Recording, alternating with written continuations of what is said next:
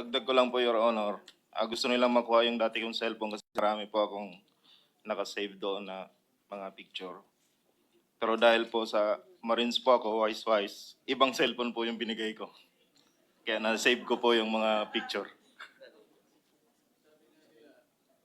Sabi nga nila, Mr. President, nagtatalit-talinuhan man ang matching, nauutakan din. So pumunta na tayo doon sa puntong kanino ba kayo nagtrabaho? I'm addressing this question, Mr. President, to the 18 ex-soldiers. Sa nakarang 3 taon, kanino kayo naglingkod? Kay dating, Your Honor, good morning. Nagtrabaho po kami kay dating Congressman Elizalde Esco, Your Honor. Kayong lahat po ay nagtrabaho sa ano pong kaparaanan? Ano po ang mga function ninyo? Ano po ang inyong gawain? Anong obligasyon ninyo sa pagtatrabaho nyo kay dating Congressman Saldico? Nagtrabaho po kami bilang driver bodyguard at the same time basurero po, Your Honor. Pwedeng bago kayo magsalita, pakibanggit para ma-record po yung kumpleto ninyong pangalan at pagkakilanlan. Your Honor, ako po si Johnny Buduan po, Your Honor. Sige, pagpatuloy mo na. Ako po ay nakapagtrabaho kay dating Congressman Saldico 7 years and 1 month po, Your Honor. At yung pinakamatagal po sa amin is 9 years, 9 years po. Kanina pong tinanong ko kayo kung sino-sino sa inyo ang nagdadala ng maletang pera na aking nabasa sa inyong pinagsama-samang salaysay. Halos kayong lahat ay nagtaas ng kamay. Pwede ko bang itanong sa inyo, dahil nabasa ko rito, dinescribe pa ninyo ang laman ng bawat maleta. Meron kayong sinabing maliit na maleta, meron kayong sinabing na medium na maleta, at isang large na maleta. Pwede ba niyong ulitin dito sa pagdinig? Gaano ba ang laman nung tinatawag niyong small? Yung small, Your Honor, is naglalaman po ng 20 to 25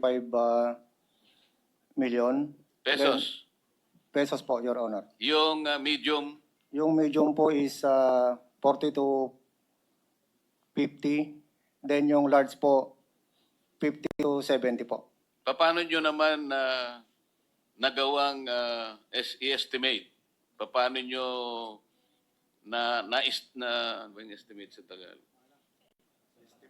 Paano niyo natantya na between 20 to 25 o 40 to 42 or 50 to 60?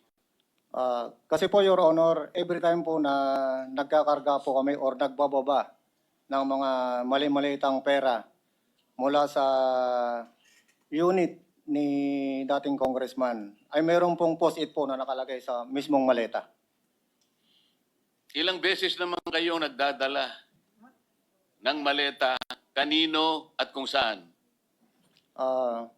Mula po nung umupo na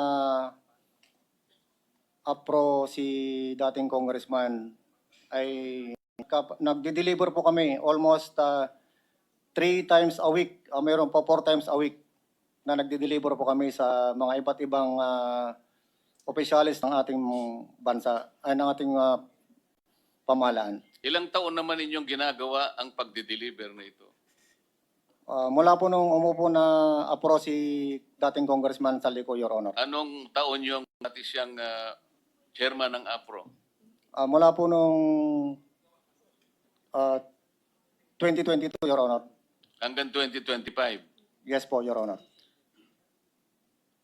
3 beses, isang linggo, ilang maleta naman bawat delivery? Hindi po bababa sa 20 maleta po, Your Honor, ang na-deliver. Bawat delivery. Yes po, Your Honor. So bawat delivery, 20 maleta, maliit, medium, At saka yung large. Halo-halo na, ganun ba? Opo, Your Honor. 3 beses, isang linggo. Ilang maleta yun? Minsan po, sir, umaabot po ng 60 to 70, Your Honor. Mabuti ka pa, marunong ka sa arithmetic eh. Yung mga kasama namin dito, majority, hindi nila alam kung ano bilang. Ang alam nila, 12. 24 kami. Ang sabi nilang majority, 12. So, salamat sa iyo. Sino pang gustong para lang Mr. makonfirm Chairman, natin? before that, sabi mo nagde-deliver ka sa mga opisyal. Sino yung mga opisyal na yun? Magpangalan ka ng ilan o lahat ng naalala mo? Ang naalala ko, sir, si dating Speaker Martin Romualdez po. Meron po kaming video at saka mga pictures, Your Honor. Bukod kay dating speaker, sino pa? Na yung personal mo alam hindi mga kasama mo, ikaw mismo. Saka kay, ano po, yung dinapo sa Ilocos. Kami po yung nagdala doon sa Delta Gate, hangar sa Pasay. Yung 5 maleta po na dinala doon sa Ilocos, na dinala ni Sergeant Tobe at saka ni Boss Saldi. Ikinarga po namin sa Lexus na bulletproof, plate number NFX 8886. At saka binakapan po namin ng Hilux na bulletproof din, black na Hilux, plate number Eco Alpha Foxtrot 7121. Para kanino naman yung dinala ninyo? Ang narinig ko po nun, sir, para kay President Marcos, sir. Narinig mo lang. Baka naman hindi totoo yung... Kasi nandun ka ba nung i-deliver? Kami po kasi yung nagdala doon sa Delta Gate, sir. At si Sergeant Tobe po ang kasama ni Boss Saldi na pumunta doon sa Ilocos. Kasama nyo si Congressman Saldico nung mag-deliver kayo? Kami po yung nagdala, sir, sa Delta Gate. Then sila Sergeant Tobe at saka ni Boss Saldi ang nagdala po doon sa Ilocos. Mr. Chair, saan sa Ilocos? Your Honor, ako po si Belnard Tube. Sa Kayo Paway yung po, Your magkasama, Honor. yung dalawa kayo, pumuntang Ilocos? Yes May po. mga retrato pa ng eroplano? Yung nag-receive lang po kung sino po doon sa Paway po nag-receive po. Alam niyo yung address o yung bahay, kahit barangay lamang? Your Honor, hindi po kasi gabi po kami dumating ni Kong Saldi doon sa area po. Pero kasama ko po si Kong Saldi. Alam niya po yung kung ano po yung exact address nun. Anong itsura? Naka-Yetari U, ma'am, nakatabi po ng lake. Yung lugar po. Tabi ng lake o tabi ng dagat? Kasi gabi po, either dagat or lake yun, ma'am. Basta tabing tubig, Yes po. may bayin. Yes po. Tapos saan kayo? Doon ma'am sa letter U na bahay ma'am kasi nakikita ko po yung mga picture nung ni dating president po na si Marcos din po. May picture din po sila ng family din po. Then yung room po may yung telepono po kasi may mga pangalan po ng mga anak niya at saka ni... So nakapasok pala kayo? Yes po. I see. Nakita ba ninyo yung kamag-anak nila o pamilya ng mga opisyal? Yung time na dumating po kami, Your Honor, is sila lang po. Nauna po si Kong Sandro, then next po si President, then si First Lady po yung dumating, nag-dinner po sila ni Kong Saldi. Andun pa rin kayo? Yes po. Kinamugahan na po kami bumalik po ng Maynila po. Kailan kayo nagpa-picture? Nakita ko may mga retrato pa kayo eh. Your Honor, natandaan ko 2022 pero di ko matandaan yung... Pero that was the same visit nung naghatid kayo ng yes maleta. po, yes, Your Honor. Thank you po. May mga kopya ba attached? I haven't had the time to look at this, Attorney Baligo. Do you have copies here? Because I've seen them before, but I'm not certain that they've been submitted officially to the committee and to the chairman. Yung picture po ni Sergeant Tube, nakasama si Congressman Sandro, and then, may picture po pero hindi ko sinama dyan. Meron din po siyang picture nakasama si BBM. Pero hindi ko rin po sinama sa affidavit. Kailan Please, ninyo submit may na. sasubmit yung mga larawan, mga pictures o video kaya na lalong magpapatibay nung inyong sinasabi sa umagang ito? Pagkatapos po nito, Your Honor, ay iipunin namin sa isang USB. In fact, nag-umpisa na kami mula nung natanggap namin ang imbitasyon ninyo. Pero marami po talaga ang iba't ibang sources. Itinago rin po kasi nila yung kanilang telepono. Dahil alam nyo po, Sino po ang nagtago? nung una po kasi, nung lumabas si Sergeant Gutesa, lahat sila ay pinatawag, no? Siguro sila ang magkwento mamaya. Pinatawag sila at right there and then, kinuha po yung kanilang telepono. Hindi, gusto ko sila nang magkwento. Sila Sino po, ang pwedeng magkwento doon sa bahagi na yon na sinasabi ni Attorney Baligod? Yung tungkol sa telepono, sino yung kumuha ng telepono? Your Honor, magandang Pangalan umaga. po, pangalan. Ako pala si Bini Is Buluntati. Your Honor, nung pumutok yung flood control po, 2024, nakapagsalita na po dito si Master Sergeant Orly Gutisa. Ngayon, maraming nagliligaw sa amin. Ano po? Ano po? Nililigawan po kami na hindi na po kami magsalita para manahimik na lang po. Una niya, napatawag kami sa Sino po raports. ang lumiligaw sa inyo? Si si dating Chief of Staff Nick Torre po. General Torre po. General Nick Torre. Yes po, Your Honor. Anong klaseng panliligaw naman ang ginawa sa iyo? Siyempre yung nanliligaw, kumbaga sa babaeng nililigawan, kung ano-ano ang ino-offer, kung minsan may bulaklak, may tsokolate, pinakikita ang kagandahang loob, lalaki, para lang maibig mo. Anong klaseng panliligaw ang ginawa niya? Una, Your Honor, kinausap kami na pirma ng affidavit na walang bisa namin yung mga sinasabi ni Orly Gutisa po. Ibig sabihin, pinagagawa kayo ng affidavit na huwag ninyong patotohanan Opo, Your Honor. yung mga pinagsasabi Opo, Your na Honor. nauna ni Sergeant Gutesa. Opo, Your Honor. Pumayag ba kayo? Katunayan nga, Your Honor, matagal kami nagdebating dalawa eh. Simula alas 4 hanggang alas 7. Kaso lang yung apat na kasama ko, napilitan na silang pumirma, gawa nung naipit na po, baka kami ay mapahamak po sa kanila. Mapahamak pong sarili namin po. Sa makatwid, hindi siya nanliligaw, nananakot siya. Yung nanliligaw, malumanay, magandang approach. Pero natakot ang mga ibang kasama mo, nakapirma doon sa kanyang Nakapirma, Your kagustuhan na huwag patotohanan yung sinasabing nauna ni Sergeant Gutesa. Yes, Your Honor. Bali, 5 kami po yung pumirma. Ako yung pinakahuling pumirma. Pero ngayon, sinasabi mo na napapirma ka lang dahil napilitan ka lang. Yes, Your Honor.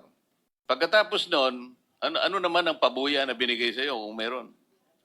Binigyan kami ng 50,000, Your Honor, para sa disturbance namin. Your Pakiulit Honor. nga po, magkano po? 50,000, Your Honor. Yen, Pesos. Yo. pesos. Opo. Sino nagbigay? Yung si Annalisa Gaspar po. Yung staff niya doon po. O ano naman ang, bakit nila kayo binigyan, kayong lahat binigyan ng 50,000 pesos? Yes, Your Honor. Para manahimik Opo, Your at Honor. wag patibayin o patibayan ang pinagsasabi ni Sergeant Gutesa. Opo, Your Honor. At saka sa mga sunod na araw, Your Honor, pinatawag naman po uli kami na yung lahat ng cellphone po namin, ibibigay po sa kanila. Sa anong dahilan?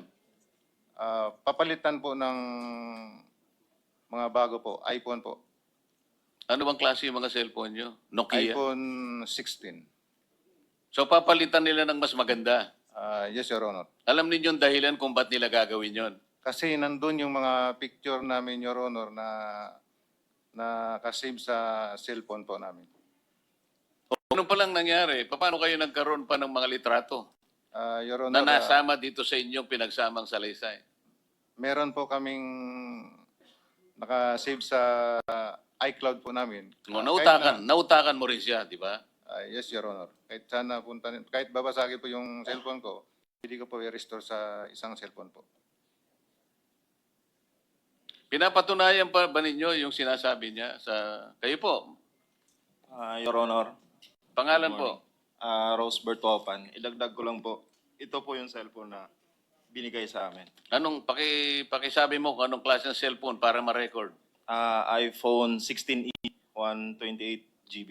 Magkano yan sa ngayon? Hindi ko... Mga 30 plus siguro, Your Honor. Ano? 30 plus. Hindi sila marunong, 30,000. hindi sila marunong manligaw? Tapos, yes, Mr. President. Chairman, one question. Sir, brand new nung binigay sa inyo.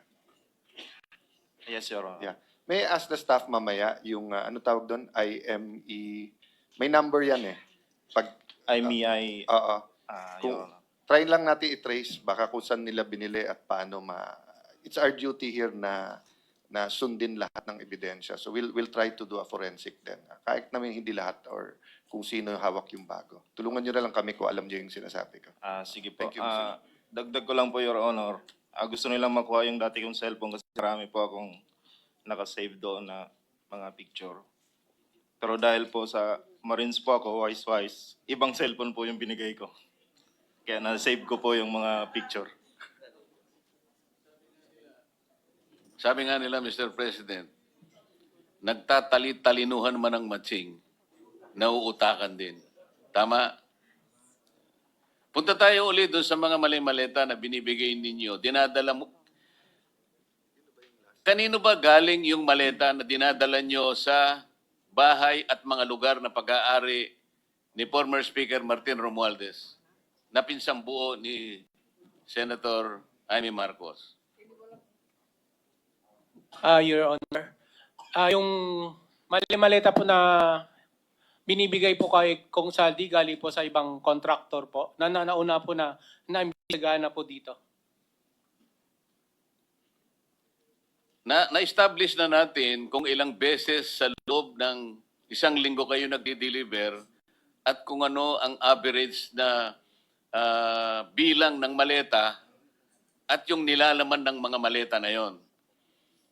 Na isang araw nga ay hindi makapaniwala yung isa sa amin na para bang physically hindi po pwede na makapag-deliver kayo ng ganong kalaking halaga at parang gumawa pa siya ng parang time motion study. Imposible ito. Kaya ayaw niya kayong ipatawag dahil hindi siya makapaniwala na yung ganong kalaking pera ay pwede ninyong i-deliver. Naniniwala ba kayo talagang na-i-deliver ninyo ng buong buo yung mga sinasabi nyo na nakasulat dito sa inyong pinagsamang salita? Ano-anong lugar? Ano-anong addresses? Isa lang ba ang bahay na pinagdalhan ninyo sa bahay Martin Romualdez o may iba pang mga lugar kagaya ng binabanggit nyo rito? Kailangan ma-record po lahat ito. Bagamat ito pong binigay na copy ngayon, ay magiging parte na po ng record ng Blue Ribbon Committee. Your Honor. Yung sa kay dating Speaker Martin Romualdez po, nag-umpisa nung umupo si Kong Saldico sa Chairman ng Appropriation, simula September hanggang natapos yung termino niya po, slice ko na lang po. Simula September 2022 sa 14 Nara Street po kami nagde-deliver hanggang 22 to 23 December po. Ano pong address? 42 McKinley Road. McKinley. Pagkaraan ng panahon na yan, saan naman kayo nag-deliver? 2024 po hanggang natapos yung termino ni Boss. Nasa 14 Nara Street na po, South Forbes. Sa Makatwid, 42 McKinley at saka 14 Nara Street Yes, Your na Honor. pinagdalhan ninyo ng mga mali-maleta. Your Honor, doon na po yung pinaka-last na deliveran ng bahay niya po. Pagdating nyo sa mga lugar na yon, kilala ninyo kung sino yung tumatanggap. Hindi naman siguro basta nyo na lang nilagay sa kanyang pagbukas ng pinto, binalibag nyo lang, umalis na kayo. Meron tumanggap sigurado, tama? Yes, Your Honor. Doon sa 42 po, si Mayor Duma niya po, si Ma'am Jocelyn po. Saka yung iba yung mga katiwala niya po. Hindi po namin kilala. Kasi matagal kayong nagdi-deliver, kaya pati mukha niya nakilala ninyo. Yes, Your Honor. Meron pa kayong binabanggit na Mang Edwin. Hindi ko hindi ko po familiar yung pangalan niya, pero sa itsura kilala ko po. Mr. Chair? Mr. Chair? Mabalik lang dun sa delivery sa Ilocos. Sabi niyo 2022 at balita meron kayong mga retrato. Kung dala ninyo, baka naman pwedeng ipakita ngayon ang mga photo at video kahit hindi pa sinama sa sinumpaang salaysay. Your Meron ba, Honor, Attorney? yung picture lang po namin ni Kong Sandro yung kasi ayaw pa picturean ni Kong Saldi yung maleta po. Pero may nakita akong mga picture, kung pwedeng ilabas na rin ngayon para mapatunayan. Maraming nakikinig at mga Ilocanong abalang-abala.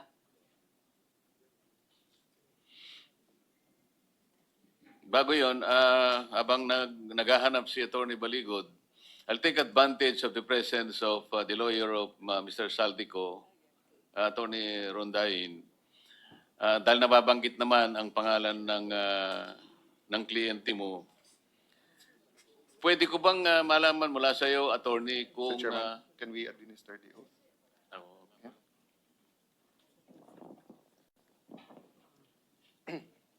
Raise your right hand. Do you swear or affirm to tell the truth, the whole truth, and nothing but the truth in this proceeding? For the record, Mr. President, he has taken his oath. Thank you, Mr. President. Attorney Rondayen, pwede ba naming malaman mula sa iyo kung sa ngayon ay nakapag-execute na ng apostilled sworn statement si former Congressman Saldico? Bago ko po sagutin yan, Senador, i-klaro ko lang for the record. No? Okay. Nandito ko, hindi para kay Saldico, kasi dahil nakatanggap po ako ng mga email noong isang araw na addressed to 7 individuals.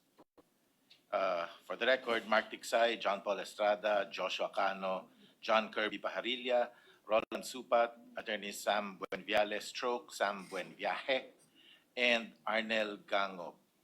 Natanggap po ito sa office ko, care of sa akin, pero hindi ko kilala ito mga to, hindi ko mga kliyente ito mga to. Pero naka-receive na rin ako ng similar sa PINA in the past. Sumulat na rin ako sa Blue Ribbon na sinasabi ko hindi ko kliyente to. Pero apparently my name is still on the record, so I thought na mabuti na magpakita na ako dito. Mula sa salaysay ng mga inimbita nating mga ex-soldiers, palaging ito yung nababanggit nila ng mga personal executive assistants ni former Congressman Saldico. Kaya minabuti namin na ipatawag din sila. Siguro dahil for purposes of invitation, kinakailangan yung address. Kaya nai-email ka siguro. Siguro, naririnig ko na ho yung pangalan ng Mark Tiksay at saka John Paul Estrada, pero hindi ko ho sila kilala personally. Sa kanilang mga salaysay kasi paulit-ulit na itong dalawang ito ang unang-una ay nagbibilang ng pera para ilagay sa maleta. Sila yung pinagkakatiwalaan ni former Congressman Saldico para sa mga deliveries. Kaya po sila nababanggit. Pero ang tanong ko, dahil sa kayo po ba talaga ang official na designated na counsel ni former Congressman Saldico? Yes, sir. To the extent that... So, baka naman pwede niyong masagot kung siya ay nakapaggawa na ng isang apostilled sworn statement. Kasi po, ang Blue Ribbon po ay interesado sa kanyang mga formal na sasabihin dito sa harap ng komite. Sapagkat alam po natin at lahat po ng sambayan ng Pilipino nakapanood sa kanyang mga video installments ay napakarami pong paglalahad ang ginawa ng inyong kliyente na ayaw pong bigyan ng importansya nung nakaraang liderato. Sa kadahilanan na ito raw pong mga pinagsasabi niya ay hindi naman reduced in writing at hindi naman na pinasumpaan o hindi siya nakapanumpa sa isang embahada o konsulada ng ating bansa kung saan man siya naroon sa Europa. Minsan po ay nasabi ko sa kanila na kung inyo pong mamarapatin ay paalam ko sa inyo na tayo po ay nakapirma sa isang treaty na ginawa rin sa The Hague. Ito po yung Apostille Convention na sa ngayon ay nire-recognize at ginagamit na rin po sa mga tuntunin ng ating Korte Suprema. Ang ibig sabihin po nito, kapag si Ginoong Saldico ay humarap sa isang may kakayahang abogadong magnotaryo ng kanyang salaysay at yun ay certify na inapostil, yun po ay parang parang sinumpaan na rin niya sa harap ng ating Philippine Consulate o embahada ng ating bansa. At sa ganon, tatanggapin po namin yun kahit by Zoom pwede siyang makipag-Zoom para sa ganon mapatibayan po nating lahat yung kanyang mga naunang pahayag sa kanyang mga video messages. Nasabihan ko na rin ho siya dyan nung request ako the first time. Sinabihan ko na rin siya. Sinabi niya na at that time, a few months ago, hindi daw niya prioridad yan. But sasabihin, papaabutin ko ho ulit yung... So sa ngayon po ay wala pa. Wala ho akong alam na meron siyang sworn statement. At maaari po bang mag-request ang komite sa pamamagitan ninyo na kung siya po ay makapag-execute ng isang apostilled na sworn statement, yun po ay tatanggapin namin sapagkat no less than the Supreme Court already incorporated the Apostille Convention into the rules. I will relay it, Senator. Salamat po, Attorney. Thank you. So, Attorney Baligod, I'm sorry. I'm sorry, Mr. Chairman. May I be excused now since I have nothing to contribute? sige Mr. po. Chairman, may I Baka may tatanong pa. Yes. No, sundan ko lang yung request, no? Yes, sir. Of course, the number one request is kahit by Zoom kasi iba yung cross-examine or nakakapag-clarificatory Yes, sir. question. Number two, yung apostille. But in the worst case, halimbawa, hindi siya makapagharap sa sa consulate natin na dahil delikado din yung ano niya, basta't ma-verify lang namin na galing sa kanya. Because para tong isang malaking puzzle eh. At sa isang malaking puzzle, kahit pinakamaliit na pyesa, pag nawala, hindi mo mabubuo. And it will be unfair to the Filipino people kung bubuuin natin ng konti yung puzzle tapos ituturo natin. Di ba? For example, kay Senator Jinggoy right now, di ba? It's unfair na siya ang nasa kulungan tapos malalaman natin lahat pala itong nangyayari. So, Attorney, I know we're both lawyers, so we are officers of the court. So, we'll do our best here. Please do your best then and in search of the truth. I will, Thank you. Senator. Thank I you, promise. Mr. Chairman. Request granted. Salamat Thank sa you. inyo, Thank Attorney. you. Thank you, Senators. Thank you, Your Honors.